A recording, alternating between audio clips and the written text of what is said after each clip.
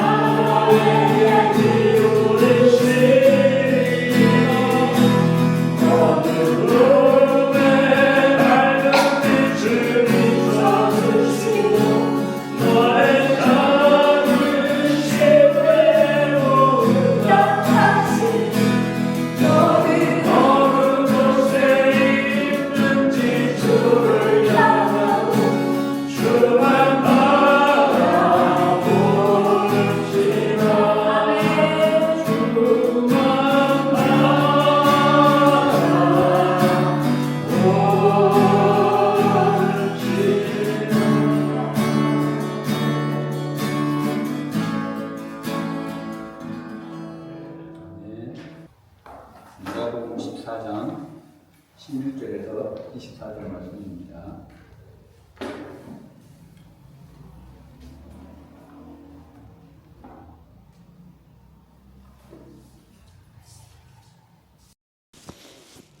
다 찾으신 줄로 알고 제가 봉독해 드리겠습니다.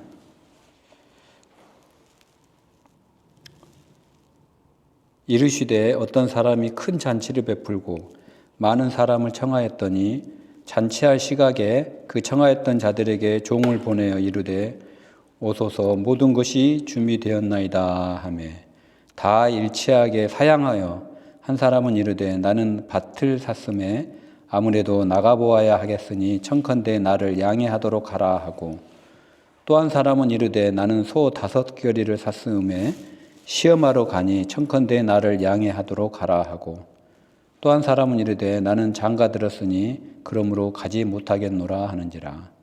종이 돌아와 주인에게 그대로 고하니 이에 집주인이 노하여 그 종에게 이르되 빨리 시내의 거리와 골목으로 나가서 가난한 자들과 몸 불편한 자들과 맹인들과 저는 자들을 데려오라 하니라.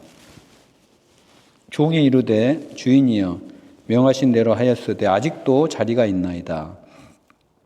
주인이 종에게 이르되 길과 산 울타리 가로 나가서 사람을 강권하여 데려다가 내 집을 채우라. 내가 너희에게 말하노니 전에 청하였던 그 사람들은 하나도 내 잔치를 맛보지 못하리라 하였다 하시니라. 아멘. 할렐루야. 오늘은 예수님께서 천국을 베푼 잔치에 비유하는 누가복음 말씀입니다. 제가 청년부 이제 부장을 할 때 에피소드가 하나 있는데요. 제가 청년 중에 되게 아끼던 청년이 있었어요. 삼성전자 다니는 청년인데 이 청년이 되게 믿음의 초신자인데도 불구하고 처음 예수를 믿었는데도 불구하고 얼마나 열심이고 예수를 알고자 하는 열망이 대단히 깊었기 때문에 제가 눈여겨보고 많은 교제를 했습니다. 그 청년이 이제 마침 같은 청년부의 자매랑 결혼을 하게 되었어요. 그래서 이제 더 관심을 가지고 지켜보고 있었는데 이 청년 부부가 어느 날 저에게 전화가 와서 저희 집에 좀 방문을 해서 식사를 하고 싶다는 이야기를 했습니다. 그래서 제가 너무 기쁜 나머지 이제 약속을 정하고 이제 토요일 날 약속을 정하고 금요일부터 제 아내는 시장을 보기 시작했고 토요일 날 저는 하루 종일 아침부터 이제 청소를 하고 이 청년 부부를 맞이할 준비를 만반의 준비를 다 했습니다. 음식도 다 준비를 해서 이제 12시가 되면은 오겠거니 하고 눈이 빠지게 이제 기다리고 있었죠. 근데 11시경인가 그러니까 미리 연락을 하지 않고 11시 다 돼가지고 갑자기 전화가 와서 못 오겠다는 거예요. 못 오겠다는데 그 이유가 이제 몸이 좀 갑자기 와이프가 아파서 부득이 못 오겠다고 그런 전화를 받았습니다. 그래서 제가 참 알았다고는 했지만 그 전날부터 이 준비를 다 해놨거든요. 모든 준비를 다 해놓고 화장실 청소까지 다 해놨는데 음식까지 다 이제 세팅을 다 해놨는데도 못 온다는 연락을 받은 참 좀 이렇게 마음이 좀 허전하더라고요. 그래서 이제 급한 마음에 또 다른 청년이라도 있나 싶어서 막 불러서 이 음식을 어떻게 해야지 먹여야 되나 이런 생각까지 아무나 좀 붙잡고 하고 싶었던 그런 이번 설교를 준비하면서 그 생각이 갑자기 떠올랐습니다. 오늘 읽은 누가복음 14장도 이 잔치에 대한 이야기예요. 잔치. 근데 우리가 사실은 요즘에 살아가면서 잔치라는 표현은 잘 안 하죠. 저희가 어렸을 때는 저희 할아버지 뭐 칠순잔치, 회갑잔치 이런 표현을 했지만 지금은 잔치라는 표현은 거의 안 하는 것 같아요. 그래서 이제 파티 뭐 이 정도로 하고 그 파티를 할 때는 이제 정말 축하할 일이나 정말 같이 기뻐해주고 박수 쳐줄 일이 있을 때 그런 파티를 하는 것 같습니다. 오늘 읽은 누가복음 14장도 이런 파티에 대한 이야기예요. 파티에 대한 이야기인데 이 똑같은 이야기가 복음서에 다 나와요. 천국을 베푼 주인이 잔치를 베푼 거와 비유한 내용들이 다 나오고 특별히 마태복음 22장에는 굉장히 자세하게 표현이 또 되어 있습니다. 이 같은 사건을 놓고. 근데 이제 오늘 이 잔치를 배설한 이제 주인이 손님들을 청하면서 17절 끝에 보면은 오소서 모든 것이 준비가 되었습니다라고 말하고 있습니다. 오십시오. 이제 모든 것이 준비가 되어 있습니다. Everything is ready라고 이야기를 하는 거예요. 그래서 여기서 제가 눈여겨보는 말씀은 오소서라는 말씀과 준비가 다 되었으니라는 이 두 가지 단어를 가지고 좀 우리가 살펴볼까 합니다. 이제 주인의 입장에서는, 그러니까 하나님의 천국 잔치를 베푸신 하나님의 입장에서는 모든 준비가 다 되었다라는 말입니다. 그러나 사람 편에서는 오소서라는 단어가 여전히 남아있다는 거예요. 오소서. 사실 여러분, 이 잔치를 베푼 주인은 이 사람들을 잔치에 초대하는 것이 결코 그 초청받은 사람들이 배가 고프기 때문만은 아닐 거예요, 아마. 잔치를 같이 누리고 같이 그 기쁨을 공유하고 싶은 그런 마음이 있었기 때문에 그 잔치를 베풀었을 것입니다. 그리고 오늘 본문에 보면 음식과 포도주와 그리고 시중 드는 하인들을 비롯하여 모든 연회가 다 준비되었다. 그런데 딱 하나 없는 게 있는데 그게 바로 그 모든 잔치 자리를 채울 손님들이 필요했던 것입니다. 그래서 오늘 주인은 그 종들을 시켜서 그 이 잔치를 채울 손님들을 청하고 있지 않습니까? 당시 팔레스타인의 풍속을 보면은 어떤 주인이 잔치를 베풀 때 미리 초청을 한다 그래요. 미리 초청을 하고 그리고 그 초청에 응하겠다라고 답을 한 그 손님들에게 2차로 이제 모든 준비를 다 한 후에는 다시 한번 종을 보내어 초청을 한다고 합니다. 그런데 그게 관례라는 거예요. 그런데 불가피한 사유가 아니면 1차 초청에 응하고서 2차 초청에 응하지 않는 것은 큰 결례가 된다고 합니다. 오늘 본문에서도 그 초청받은 사람들을 데려오라는 겁니다. 1차 초청에 응한 사람들에게 이제 모든 잔치가 준비가 되었으니 몸만 와라는 그런 이야기예요. 이 같은 내용을 더 자세히 기록하고 있는 마태복음 22장에 보면은 이 모든 것이 준비되었다라는 이 모든 것 안에는 예복까지가 준비되어 있다라고 표현하고 있어요. 예복이. 그래서 이 잔치에 참여하는 사람은 잔치를 참여할 때 자기가 입고 있던 더러운 옷을 벗고 주인이 준비해 준 예복으로 갈아입어야 되는 거예요. 예복을 입고 그 잔치에 참여해야 된다라는 거예요. 그런데 이 마태복음 22장에 보면은 잔치에는 참여를 했는데 잔치에는 그 초청에 응해가지고 잘 참여는 했어요. 근데 예복 입기를 거부하는 사람이 있다는 거예요. 마태복음 22장에 보면은. 저도 그 부분이 참 이해가 안 됐어요. 아니, 이제 예복만 입으면은 맛있는 음식과 즐거운 이제 시간들이 기다리고 있는데 굳이 예복을 안 입겠다는 거예요. 근데 마태복음 22장에 보면은 예수님께서 그 예복을 입지 않는 사람들을 손과 발을 묶어서 어두운 곳에 던져버린다는 내용이 나옵니다. 저는 참 이해가 되지 않았어요. 아니, 내가 그 잔치를 베푼 것도 아니고 내가 그 잔치를 가겠다고 한 것도 아니고 자기가 그 잔치를 베풀어 놓고 자기가 나를 초청해 놓고 내가 거기에 내 시간을 할애해서 갔는데 그 예복 좀 안 입었다고 나를 지옥에 던져버려? 이런 생각이 들더라고요. 이게 과연 하나님의 속성인가? 근데 여러분, 이 고대 유대 풍속에서는 주인이 잔치를 베풀 때 손님들에게 예복을 항상 준비를 해준다고 그래요. 근데 이 예복을 거부하는 것은 거부와 모욕의 표현이라고 합니다. 그래서 이사야 61장 10절에 보면은 이런 말이 나오더라고요. 이 예복은 그리스도의 의를 상징한다고 이야기를 하고 있어요.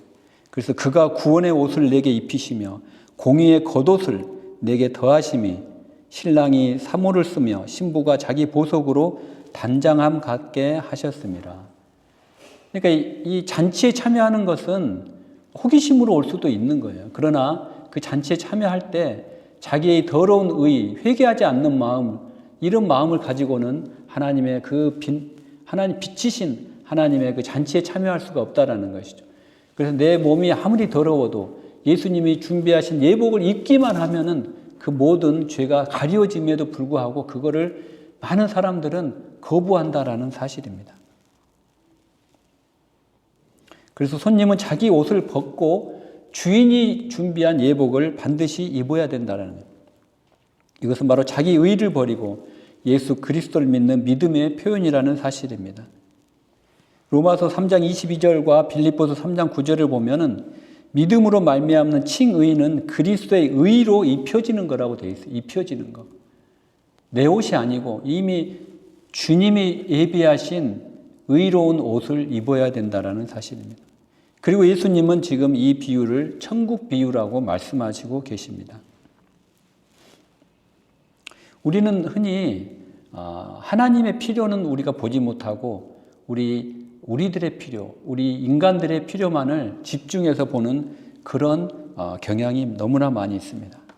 하나님도 필요를 하는 게 있다라는 거예요. 하나님이. 아니, 하나님은 전지전능하시고 스스로 충족하신 분이잖아요. 자족하시는 분이고 부족한 결핍이 없으신 분이라고 하시는데, 아니, 하나님이 뭐가 부족해서 무엇을 필요로 하냐는 것이지요. 그래서 여러분, 우리는 하나님의 필요는 보지 못하고 나의 필요만을 하나님 앞에 계속 구하는, 그게 바로 우리의 기도로 착각하는 경우가 있어요. 하나님 이거 해주세요. 하나님 저거 해주세요. 하나님 우리 자녀가 이게 필요해요. 저게 필요해요. 그런데 우리가 그 기도를 하기 전에 하나님의 필요를 먼저 우리가 바라볼 수 있어야 된다는 사실입니다. 하나님의 필요를. 하나님의 필요와 나의 필요가 얼마나 동떨어져 있는지, 아니면 하나님의 필요와 나의 필요가 겹쳐지는 부분이 있는지를 보고 기도를 하는 것입니다. 요한복음 15장 7절에 보면은 너희가 내 안에 거하고 내 말이 너희 안에 거하면 그때 무엇이든지 원하는 대로 구하라. 그리하면 이루리라 라고 말씀하고 계십니다. 서로의 필요가 일치할 때 하나님께서는 구하는 것을 주신다는 거예요. 주시되 다 주시겠다라는 거예요. 이게 필요의 교집합의 원칙이라고 저는 제목을 한번 붙여봤습니다. 그러니까 만약에 우리가 절실히 필요한 것이 지금 주님의 필요가 아니라면은 주님은 지금 당장은 안 줄 수도 있다라는 사실이에요. 여러분, 우리가 많은 선교사님들을 후원하고 있습니다. 저희 교회도 선교사님들을 몇 분, 저희 교회는 개척교회지만 저희들의 많은 헌금의 부분을 선교사님들을 후원하고 계셔요. 저희가 직접 나가지는 못하지만. 그러나 사실은 그 선교사님들이 왜 그 오지에 나가서 선교를 하고 계실까요? 우리가 복음을 증거하는 것은 선교의 큰 카테고리 안에 한 부분이에요. 큰 선교라는 그 넓은 범위에 복음을 증거하는 것은 하나의 부분이죠. 그런데 우리가 복음을 증거할 때 선교사님들에게 물어보면 왜 복음을 증거합니까? 라고 물어보면은 대부분의 선교사님들은 지금 예수님의 이름을 알지 못하고 들어보지도 못하고 이제 믿음이 무엇인지도 모르는 채 죽어서 사망과 지옥에 떨어지는 저 불쌍한 영혼들에게 주님의 복음이 반드시 필요하기 때문에, 주님의 구원이 반드시 너무나 필요하기 때문에 우리들은 그들에게 복음을 증거합니다라고 대부분 그렇게 이야기를 합니다. 그 말이 맞는 말이에요. 그러나 여러분, 하나님에게도 필요한다는 거예요. 하나님에게는 저 죽어가는 영혼들에게 복음이 필요하다는 거예요. 하나님의 입장에서 필요하다는 거예요. 그 죄인들에게 구원이 필요하다는 거예요. 죄인들에게 구원이. 하나님이 이미 만들어 놓으신 은혜의 강같이 흐르는 이 구원의 강물을 누리며 마실 죄인들이 필요하다는 거예요. 하나님 입장에서는. C.S. 루이스는 이런 말을 했어요. 자신의 소설 위대한 이혼 The Great Divorce라는 소설에서 이런 이야기를 합니다. 이 세상에는 결국 마지막에는 두 부류의 사람만 남게 된다. 한 부류의 사람은 하나님 당신의 뜻이 내 삶에 이루어지소서라고 고백하는 사람과, 또 한 부류의 사람은 하나님이 그래 네 뜻이 그냥 이루어지고 그렇게 살아라라고 말하는 그런 두 부류의 사람이 남는다는 거예요. 하나님의 뜻이 내 삶에 이루어지는 것, 그 하나님의 뜻은 바로 하나님의 필요를 의미를 하는 거예요. 하나님의 필요. 하나님은 과연 무엇을 필요로 할까? 하나님은 나의 삶에서 무엇을 필요로 할까? 이것이 바로 하나님의 뜻이 내 삶에 이루어지소서라는 그 삶의 삶을 고백하는 부류라는 것입니다. 다시 오늘 본문으로 돌아가면 하나님은 그분의 구원을 큰 잔치에 비유하고 계시는 거예요. 사람들을 잔치에 초대하는 것은 결코 사람들이 배고프기만 때문이 아니라 그 잔치를 누릴 사람들이 필요하기 때문입니다. 그런데 안타까운 것은 그 잔치에 사람들이 안 온다는 거예요. 바쁘니까. 그런데 여러분, 그 바쁜 사람은 계속 바쁜 삶을 살 수밖에 없는 거예요. 누가는 오늘 본문 18, 20절에 바쁜 사람 리스트를 쫙 적어놨어요. 나는 밭을 사서 나가봐야 되고, 소 5마리를 돌보러 나가봐야 되고, 나는 장가 들어서 이제 바쁜 삶이기 때문에 못 가고, 다 이 세상사에 다 바쁜 사람들이에요. 그래서 하나님은 그 바쁜 사람들 대신에 그 천국 잔치를 가난하고 몸이 불편하고 맹인들과 전원자들로 강권하여 채운다고 오늘 말씀하고 계십니다. 누군가는 채워지는 거예요. 누군가는. 그리고 하나님 오늘 시간에도 저와 여러분이 너무 바빠서 그 잔치에 응하지 못하는 것을 두려워하고 계시는 거예요. 내가 이것만 좀 해놓고 헌신해야지. 요 문제만 해결되면 내가 하나님 앞에 나의 삶을 드려야지. 그런데 여러분, 그게 아니라는 거예요. 하나님은. 하나님의 필요를 먼저 보라는 거예요. 여러분, 우리가 우리 자신이 구원받지 못할 것을 두려워하는 것보다 오히려 하나님께서 우리가 구원받지 못하는 것을 두려워하고 계십니다. 우리가 우리에게 능력이 없는 것을 두려워하지 않고 하나님께서 우리에게 능력이 없는 것을 두려워하신다는 거예요. 우리가 우리에게 충성이 없는 것을 두려워하지 않고 하나님께서는 저와 여러분에게 충성이 없는 것을 두려워하고 계십니다. 저와 여러분이 열심이 없는 것을 두려워하지 않고 하나님께서 우리에게 열심이 없는 것을 두려워하신다는 사실이에요. 여러분, 성경을 자세히 한번 읽어보세요. 우리가 하나님을 찾는 것이 아니고 하나님이 우리를 찾으시는 거예요. 이 세상의 어떤 종교도 창조주가 피조물을 구원하기 위하여 이 땅에 성육신한 종교는 없다라는 거예요. 그분이 내려오셨다라는 거예요. 누가복음 19장 10절에 보면은 인자가 온 것은 잃어버린 자를 찾아 구원하려 함이라 되어 있습니다. 요한일서 4장 10절에 보면은 사랑은 여기 있으니 우리가 하나님을 사랑한 것이 아니요 오직 하나님이 우리를 사랑하사라고 되어 있어요. 요한복음 또 15장 16절에 보면은 너희가 나를 택한 것이 아니요 내가 너희를 택하여 세웠나니라고 기록하고 있습니다. 여러분, 우리는 하나님을 필요로 하지 않았지만은 하나님은 우리를 필요로 하고 있다는 사실이에요. 우리가 하나님을 선택한 것이 아니라 하나님이 우리를 선택하신 것입니다. 우리가 하나님을 사랑한 것이 아니고 하나님이 저와 여러분을 사랑하셨다라는 사실입니다. 여러분, 이런 등이 있잖아요. 이런 등. 여기도 조명이 많이 있는데 이 등이 전기를 필요로 하는 게 아니에요. 이 전기는 무궁무진하도록 765kV로 지금 송전탑을 345kV, 765kV로 막 흐르고 있는데 이 전기가 흐르도록 이 등이 필요한 거예요. 이 등이. 전기는 이미 흐르고 있어요. 구원의 물줄기는 이미 무한대로 흐르고 있는데 그 구원을 누리고 즐길 사람이 하나님 입장에서는 필요하다는 것이에요.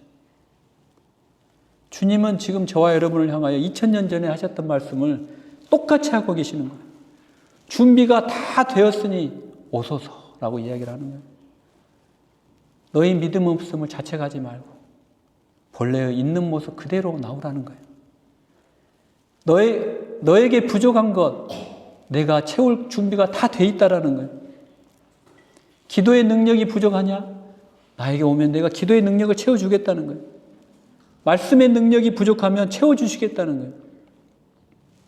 성령의 은사도 접속만 하라는 거예요. 그런데 여러분 잘 안 와요. 여러분 금방 올 것 같죠? 오늘 본문처럼 사람들은 절대 잘 오지 않습니다. 그런데 중요한 거는 우리가 그 잔치에 와야 된다는 사실. 와야 된다. 그걸 우리의 헌신이 필요한 거예요. 헌신, 커미트먼트가 필요한 거예요. 이게 우리 인간의 몫이에요. 아니 왜 하나님은 굳이 인간을 만드셔서 그냥 구원해 주시면 되지. 우리 이런 커미트먼트를 반드시 필요로 하시고 굳이 또 잔치를 베푸셔서 예복 안 입은 사람을 쫓아내시고 왜 이렇게 하시지? 저는 그런 질문이 꼬리에 꼬리를 물더라고요. 근데 그렇게 들어가다 보면은 이게 이제 인간론, 신론, 구원론, 성령론까지 다 들어가야 돼요. 그래서 제가 짧은 시간에 그 모든 것을 변증을 할 수는 없고 하나님께서 우리를 사랑하셨다라는 거예요. 그리고 하나님께서 무슨 일을 시작하실 때 무모하게 시작하는 게 아니라 항상 모든 계획을 가지고 시작하시는 분이 하나님이시라는 거예요. 하나님은 그랜드 내러티브가 있다라는 원대한 계획을 가지고 하나하나 그 계획대로 실천해 가시고 계신다는 거예요. 잔치에 오라는 거예요. 너의 헌신을, 커미트먼트를 보여달라는 거예요. 그 커미트먼트가 바로 예배의 잔치, 예배의 자리라는 거예요. 여러분, 우리가 드리고 있는 예배는 천국 잔치임을 믿으시기 바랍니다. 여러분이 드리고 있는 이 예배가 바로 지금 천국 잔치라는 거예요. 사단 마귀 권세가 가장 싫어하는 천국 잔치가 지금 여기에 베풀어지고 있다는 거예요. 여러분, 구원은 완전히 예비가 되었어요. 완전히 예비가 되었어요. 누리기만 하면 되는 거예요. 그리고 이 시간에 오소서라는 말은 여러분들이 마음의 문을 열어라는 말이에요. 여러분의 마음의 문을 열고 예수님께서 두드리는 그 마음의 문을 열 때 예수님이 내 마음에 들어오시고 나와 더불어 먹고 마시는 그런 구원의 은혜가 지금 이 시간에 벌어진다라는 사실입니다. 하나님은 준비가 다 되었다라고 지금도 말씀하고 계세요. 그러나 사람 편에서 오소서가 반드시 필요하다라는 것이. 여러분, 하나님은 온 인류를 위하여 구속을 예비하셨지만 온 인류가 다 구원받는 건 아니에요. 왜냐하면 모두가 다 하나님 앞에 오지는 않기 때문에 그래요. 여러분, 오순절날 120분도가 다락방에서 성령을 받았잖아요. 그 성령은 오순절날 온 세상을 위하여 부어졌지만 온 세상에 성령으로 충만하지는 않았어요. 왜냐하면 모두가 다 그분께 오지 않았기 때문이에요. 비록 주님 편에서는 준비가 다 되었을지라도 우리가 오기를 원하지 않는다면 구원의 역사는 일어나지 않는다는 사실이에요.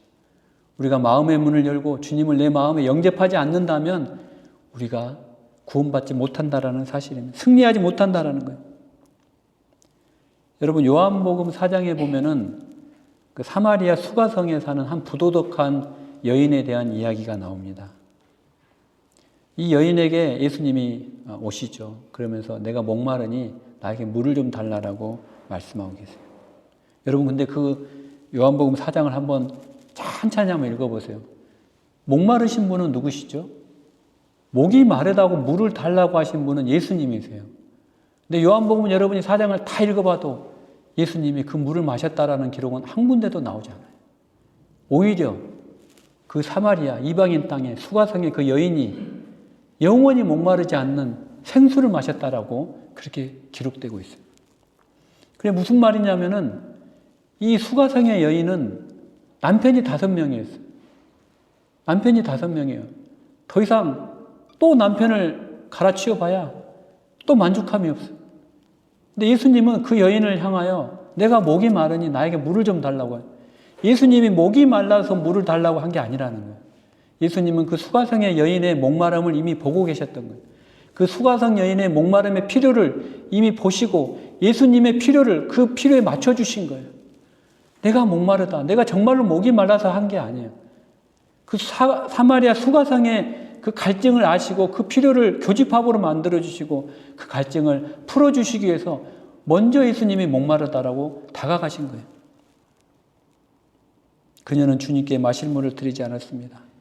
오히려 주님께서 주신 생수를 마셨고 다시는 목마르지 않게 되었습니다. 주님도 다시는 목마르지 않으셨다라고 되어 있어요. 그래서 4장을 쭉 읽어보면 제자들이 돌아와요. 제자들이 돌아와서 음식을 드렸어요. 예수님께. 근데 예수님은 드시지 않으셨어요. 왜냐하면 예수님은 목마르거나 더 이상 배고프지 않으셨기 때문에 그래요. 제자들이 이상히 여기며 물어봅니다. 예수님, 아니 누가 좀 드실 거를 드렸나요? 뭘 좀 드셨나요? 왜 이렇게 저희들이 가지고 온 음식을 먹지도 않고 마시지도 않으시나요? 이렇게 33절에 보면 물어보고 있어요. 그때 예수님은 또 이런 엉뚱한 답을 하셔요. 나의 음식은 나를 보내신 분의 뜻을 행하고 그분의 일을 완성하는 것이다 라고 이야기를 하고 있어요. 그러니까 그 바로 앞에 수가성의 사건이 나오거든요. 그러니까 나는 나의 음식은 나의 필요를 바라보고 사람의 필요를 바라보고 그것을 겹칠 때 그 필요를 풀어줬을 때 나는 배가 그게 나의 음식이다는 거예요. 그게 예수님의 대답이었어요. 여러분 그래서 하나님의 필요는 우리가 그분께 무언가를 드리는 것이 아니에요.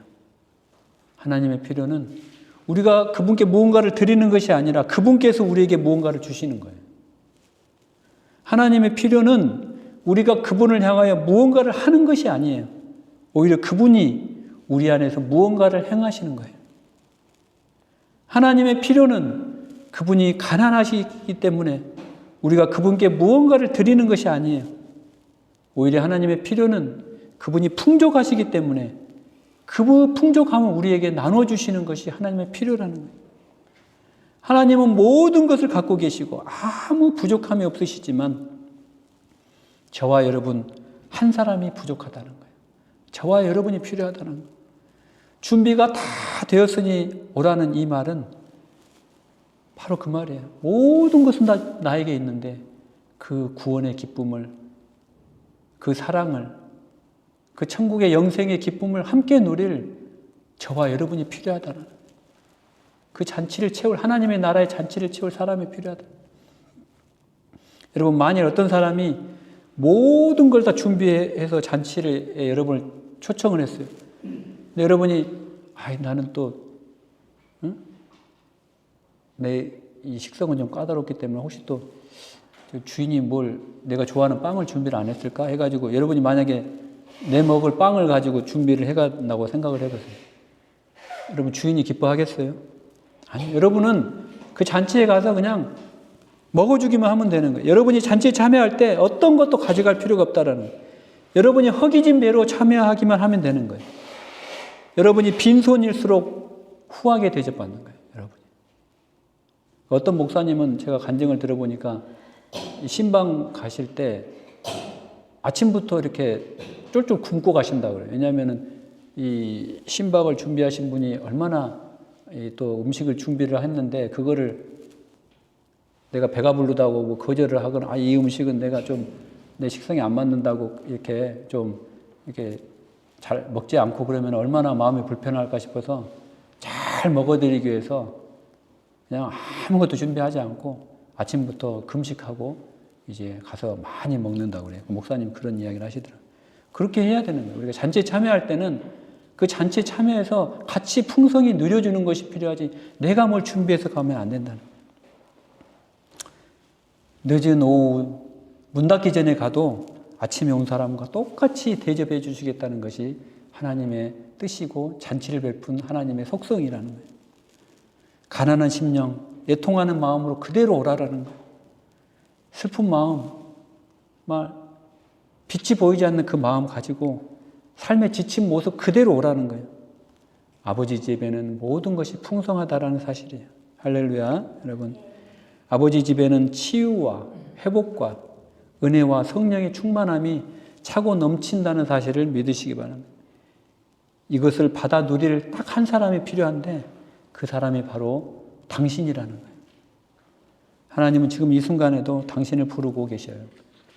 당신의 이름을 부를 때마다 기쁨을 이기지 못하시는 거예요. 사랑하시는 거예요. 여러분이 그 간절한 초대에 응하시고 그 구원의 기쁨을 그 하늘에 신령한 모든 풍성한 복의 기쁨을 주님과 함께 누리시는 또 한 주간이 되시기를 주님의 이름으로 기도합니다. 아멘.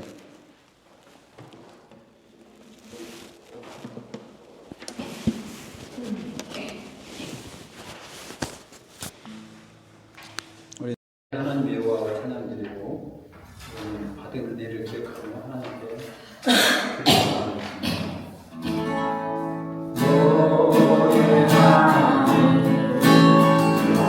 Oh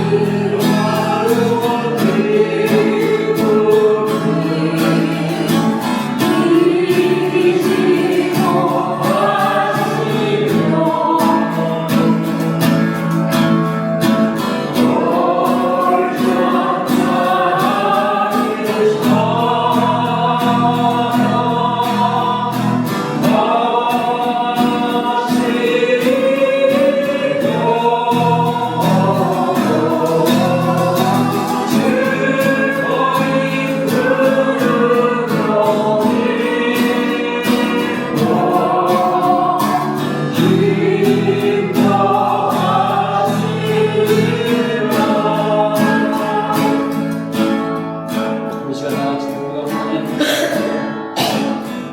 하나님이 나를 얼마나 사랑하시는지, 하나님이 나를 생각할 때마다, 나의 이름을 부를 때마다 그 기쁨을 느끼지 못하시니 우리가 그걸 깨닫지 못하고 모든 준비가 다 완료되고 하나님의 그 풍성한 축복하시니 우리가 우리의 마음의 문을 열고 우리가 우리의 마음의 문을 하나님께 생각하고 살아가는 것을 도와주시고, 이 시간에도 하나님이 나를 기쁨을 느끼지 못하시는 주님을 인하여 우리가 다시 하나님의 초청에 날마다 응하는 우리의 사과가 되도록 인도하여 주시옵소서. 아버지 하나님, 나의 마음이 어렵고 나의 마음이 무겁고 하나님의 초청에 응하는 마음이 아버지 하나님 어려울지라도 아버지 하나님 믿음으로 하나님 앞에 우리의 그 사랑을 가지고 나가는 우리 마음의 문을 주님을 보실 때 하나님의 관계를 주시옵소서.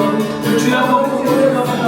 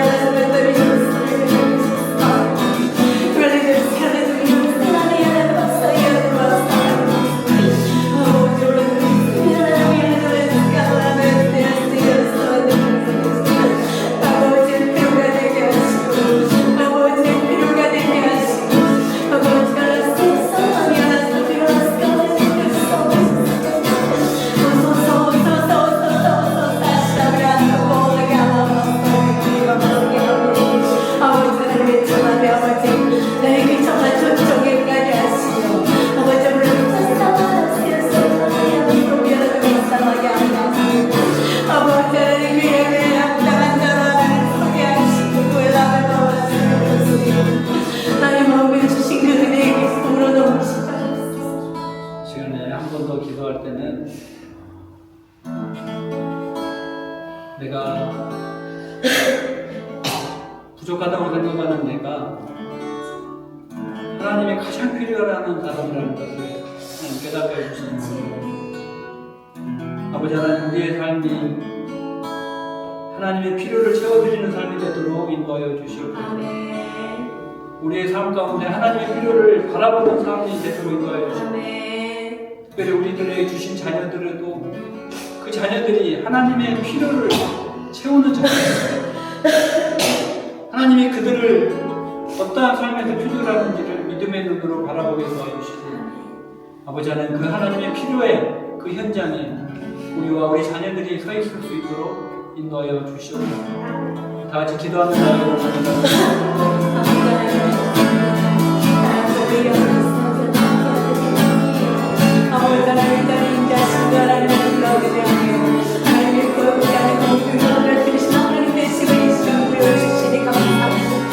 오늘도 이 시간 사랑을 역사하시며 예배의 주인 되시는 하나님 앞에 나의 필요를 위하여 더욱더 구하며 기도하는 자에게 하옵소서.